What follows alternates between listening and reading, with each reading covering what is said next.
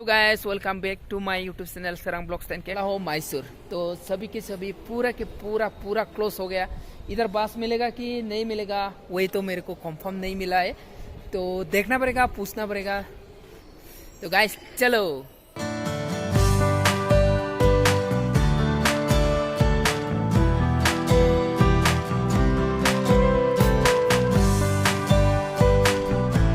Hello guys good morning. तो दिनै खरबला नुजाफैलायबाय आरो ना बिराद गोबावनि उनावहाय दिनै ब्लग मोनसे लाबोलायबाय रायजो राजाफोर। आयौ सिथोबा माबा माबि सिनदों। तो मा होनबावगोन आरो ना थाबायलागासिनो दं ओरैजाय हाग्राबारि गोजा। ओमफ्राय मा जायगाथाय मिथिला आरो ना बेरायलागासिनो दङ। तो नायदो जायगाफोरखौ मोलेलेबाबो आरो ना।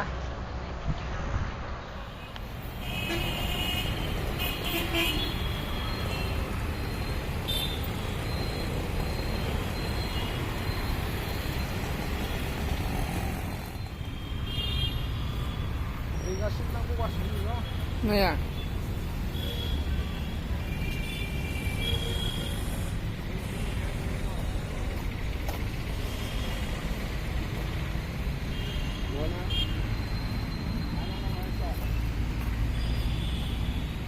नायदोलाय गाइसमोन बे मोनसेबाव आरो ना बेबायदि लावथुब लावथुबाथ' अयथासार दंखायो मैसुराव गाइसमोन।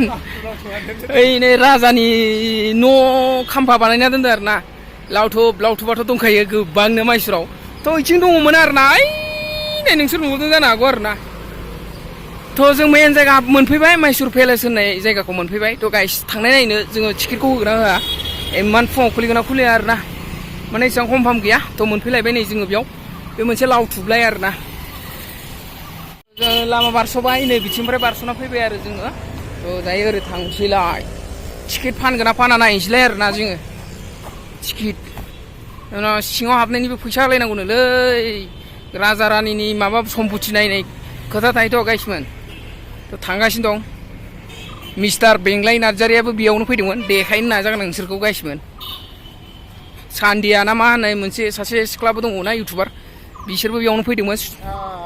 तो नै फारौआ नायदो गाइसमोन। अ माय गड मानसि बुरजा नै आदार होदों आरो ना इहाय नै फालो दङ आदार होदों गाइसमोन। नै जि दङ फालोसेखा आरो ना अयथासार दङ।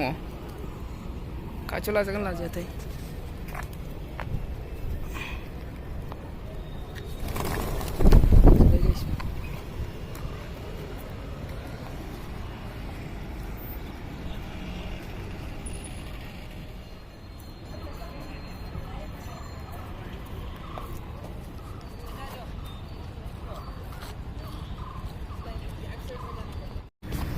तो बेरायलागासिनो दंलाय नै गाइसमोन बिथिंजाय लोगोजों मोनबाय। लोगोआबो नै इथिं दङ, दासो देखायबाय आङो लोगोफोरखौ। तो ओरैबो दङ, ओरै फैलायबाय नै लावथुबफोरा इथिंजाय। तो दायो थांगासिनो दङ। बेयावबा मा लिरदों नै बिदि मिथिला, बेफोर लिरनायखौ नायस्लाबबाय थाला आरो ना। ओमफ्राय लावथुबाथ' अयनायै दंखायो आरो ना, दा बुंसै। तो गाइस बैथिंनो आरो ना। तो ओइथिंमोन मेन गेटआ आं लानाय जायासै, नै बिथिं सिगां हाबनो होयोमोन आरो ना। तो बिथिं मोनसे बन्द' खालामनाय जाबाय। तो दायो बिथिं हाबनो मोनला, जोङो इथिंनिफ्राय फैदों आरो ना, इथिं साइडनिफ्राय फैबाय जोङो।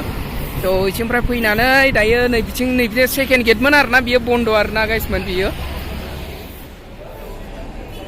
सो एक्सक्यूज मी सर, ये किधर जाएगा? ये नहीं उसमें क्या लिखा हुआ है? ओके ओके बिरसपेट ओके डन। तो वो जाएगा बिरसपेट, इधर से आएगा बोल रहा है। तो कितना बजे आएगा पता नहीं है, अभी तो कितना हो गया, तो 11:18 हो गया है। तो अभी जाएगा, जितना भी था पूरा के पूरा आदमी है, इस तरफ भी है, पूरा आदमी है। तो सभी को दिखाने के लिए कोशिश करेगा मैं।